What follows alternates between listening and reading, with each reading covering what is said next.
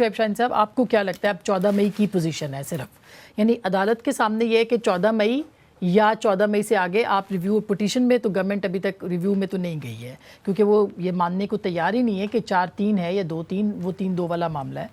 تو کل کیا ہو سکتا ہے، آپشنز کیا ہیں سپریم کورٹ کے پاس؟ دیکھیں 3 ممبر بینچ کا یہ متفقہ فیصلہ ہے جس کی ایگزیکیوشن کے لیے یہ پروسیس اب جاری ہے، جس کے اندر پہلے تاریخ دی گئی تھی کہ 10 اپریل تک آپ اس میں فنڈز دے دیں. ایک ہی کیس میں سے مختلف چیزیں نکلی ہوئی ہیں نا، پہلا کیس ڈسپوز آف نہیں، دیکھا جائے تو 9 کا بینچ تھا، وہ پھر 3 پہ آ گیا. Continuation of the same process آپ کہہ سکتے ہیں، but this is the fresh constitution petition جس کے اندر 3 سوال تھے. نمبر 1 یہ کہ کیا الیکشن کمیشن کو یہ اختیار ہے ڈیٹ چینج کرنے کا، انہوں نے کہا نہیں.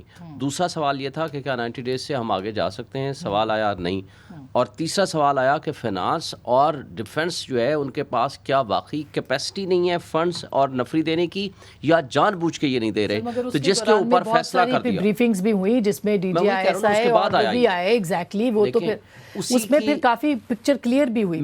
پھر ڈیڈ لائن دی گئی تھی 14 مئی کی. ایگزیکیوشن پروسیس میں ڈیٹ تو دے دی گئی تھی اسی 4 اپریل کو، اس کے ایگزیکیوشن کے پروسیس میں پھر یہ مختلف یہ پروسیڈنگز ہوئی ہیں اور جو کہ ابھی تک چل رہی ہیں. اور انہوں نے حکومت نہیں مان رہی، اب سپریم کورٹ کیا کرے؟ دیکھیں سپریم کورٹ کے پاس 2 ہی آپشن ہیں، یا تو وہ چپ کر کے ان کو کہہ دیں کہ ٹھیک ہے جی ہم نے اپنا آرڈر ریویو کر لیا، واپس لے لیا، خود ریویو کر لیا، ہم نہیں کر رہے اس میں پروسیس میں شامل، آپ جانیں آپ کا کام جانیں، جائیں ہم بیٹھے ہوئے ہیں.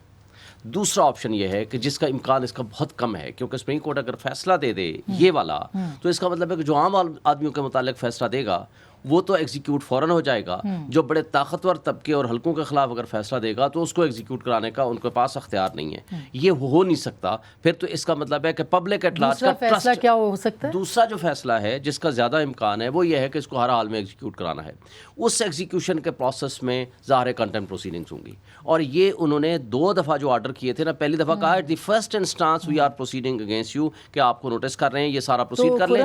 اور دوسرا ابھی جو لاسٹ آرڈر کیا انہوں نے 19 کو اور 20 کو، 19 کو اسپیشلی جو الیکشن کمیشن کی اپلیکیشن بھی ڈسمس کی، منسٹری آف ڈیفنس کی اپلیکیشن بھی ڈسمس کی، اور انہوں نے کہا کہ آپ لاسٹ اپرچونٹی ہم دے رہے ہیں اٹارنی جنرل کے ذریعے، ہم آپ کو پیغام دے رہے ہیں کہ فوری طور پر یہ چیزیں آپ ایگزیکیوٹ کریں، ادروائز اس کے دوران بھی بڑی باتیں ہوئی، ایکشن لیں گے. وہ پھر چیمبر میں چلے گئے، پھر وہاں پہ جا کے بھی بات ہوئی، پھر ایک جج صاحب چلے گئے تھے. میں اس میں ایک اچھا یہ 2 الگ الگ پروسیڈنگز ہیں. اس کے ساتھ ان کی عشا خور صاحب کی ایک پروسیڈنگز آ گئی مفاہمت کی. اس کے اوپر کورٹ نے یہ آبزرو کیا کہ اگر چونکہ یہ پولیٹیکل پروسیس ہے اور اگر اس کے نتیجے میں کوئی ایسا مفاہمت کے نتیجے میں ساری پولیٹیکل پارٹیز جو انہوں نے ریپرزنٹیٹیو پیش ہوں اور وہ پیش ہوئے، انہوں نے کہا کہ اگر کوئی ایسی بات آ گئی تو ہم گنجائش نکال سکتے ہیں. اور یہ ان کو نظر آ گیا تھا کہ یہ پی ٹی ایم کی جماعتیں صرف ٹائم بائی کرنا چاہتی ہیں، اور انہوں نے ریکویسٹ بھی کی. اچھا خرم صاحب، اب انہوں نے صرف ایک بات کی کہ جناب آپ 14 مئی والے فیصلے کو چینج کر دیں. انہوں نے کہا نو،